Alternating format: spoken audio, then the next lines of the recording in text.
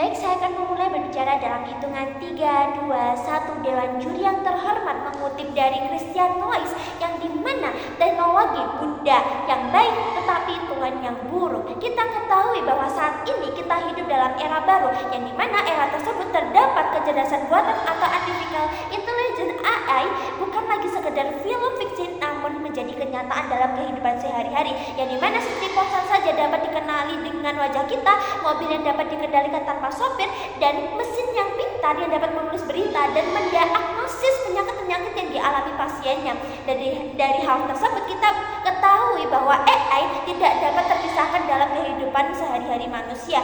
Sebenarnya dalam konsep ini kita tahu bahwa dalam dunia modern kita akan membutuhkan sebuah teknologi yang dimana dapat mempercepat pekerjaan suatu orang tersebut, maka akan diperlukan teknologi. Namun Dewan Juri yang terhormat, kita tahu bahwa teknologi tanpa ada yang mengendalikan dengan tepat dan benar, maka akan terjadi suatu dampak-dampak yang kita tidak inginkan. Terus dampaknya seperti apa?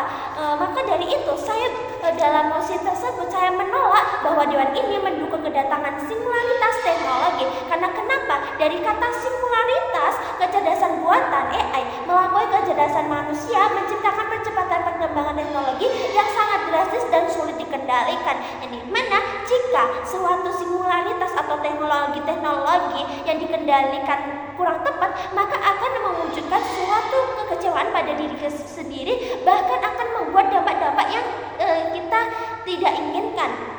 Maka dalam suatu singularitas teknologi akan memiliki dampak seperti ketimpangan ekonomi dan sosial. Karena kenapa Dewan Juri yang terhormat? Kita perlu ketahui hanya negara atau perusahaan tertentu yang akan memegang kendali teknologi dan memperlebar jurang kaya dan miskin. Karena sebagai contoh saja seperti perusahaan Big Tech di Amerika dan Tiongkok saja itu memiliki perusahaan yang besar atau memiliki akses data, kemudian dana serta infrastruktur yang komputasi untuk mengembangkan suatu AI yang super cerdas itu. Dan dibandingkan dengan suatu perusahaan-perusahaan kecil yang dimana aksesnya kurang, kemudian suatu data dan dananya kurang, maka apa yang terjadi?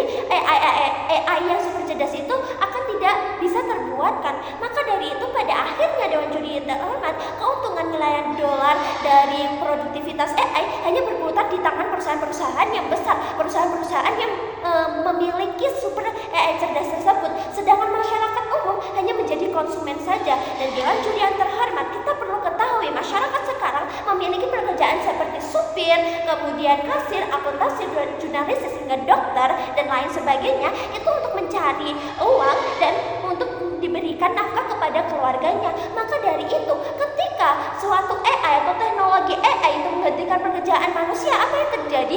Suatu pekerjaan akan hilang dari yang dimilikinya tersebut. Maka jika masuk ke pekerjaan baru yang lebih tinggi, orang-orang tersebut tidak mumpuni. Karena kenapa? Tidak memiliki akses pendidikan atau pelatihan yang khusus untuk bisa masuk ke pekerjaan yang baru dan lebih tinggi. Maka dari itu Dewan Juri yang terhormat, meskipun AI itu dapat mengendalikan atau menyelesaikan suatu pekerjaan manusia, tetapi kita perlu ketahui dan perlu pasti dan dapat mengendalikan AI tersebut dengan tepat agar suatu pekerjaan manusia itu juga bisa memilikinya. Karena AI itu bisa jadi ketika kita akan terus menggunakan suatu teknologi AI akan mengakibatkan yang dimana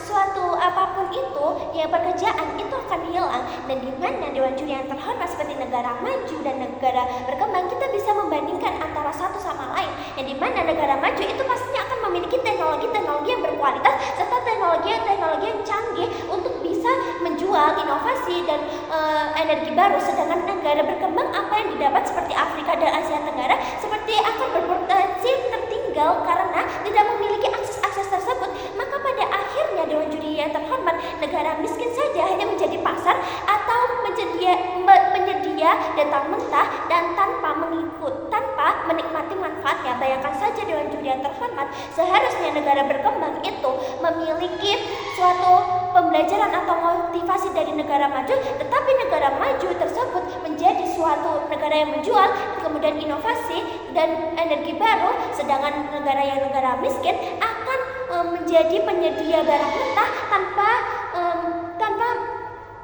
memiliki manfaatnya. Dan Dewan Juri yang terhormat, dalam akses kesehatan saja kita bisa membandingkan di mana ketika AI super cerdas itu menciptakan sebuah obat-obat yang sangat memajukan, sangat bisa memulihkan, tetapi bagaimana dengan orang-orang yang miskin yang tidak bisa membeli obat tersebut? Maka akan terjadi ketidakadilan dalam suatu mendapatkan kesehatan, fasilitas kesehatan tersebut. Maka dari itu, Dewan Juri yang terhormat, kita tahu dengan segelintir pihak yang menguasai dan menikmati teknologi dan mayoritas masyarakat yang tersisih kehilangan pekerjaan dan semakin sulit memperbaiki nasib tersebut. Bangga menjadi tim